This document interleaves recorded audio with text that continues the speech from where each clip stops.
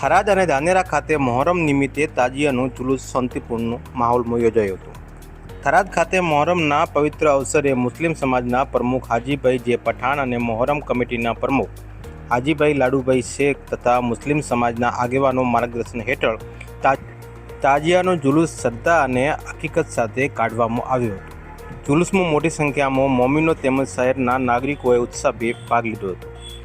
જુલુસ શહેરના મુખ્ય માર્ગો પરથી પસાર થયું હતું, જ્યાં હજરત ઇમામ હુસેન અને કરબલાના શહીદોને યાદ કરીને શ્રદ્ધાંજલિ અર્પણ કરવામાં આવી હતી. આ પ્રસંગે મકસદે જિંદગી ચેરિટેબલ ટ્રસ્ટ દ્વારા જુલુસમાં જોડાયેલા અકીદતમંદો અને નાગરિકો માટે ઠંડા પાણી અને શરબતની સેવા આપવામાં આવી હતી. આ સેવાકીય કાર્યને સૌએ બિરદાવ્યું હતું. સમગ્ર કાર્યક્રમ દરમિયાન પોલીસ અને વહીવટીતંત્ર દ્વારા ચુસ્ત સુરક્ષા તથા ટ્રાફિકની સુવ્યવસ્થાની વ્યવસ્થાઓ ગોઠવવામાં આવી હતી.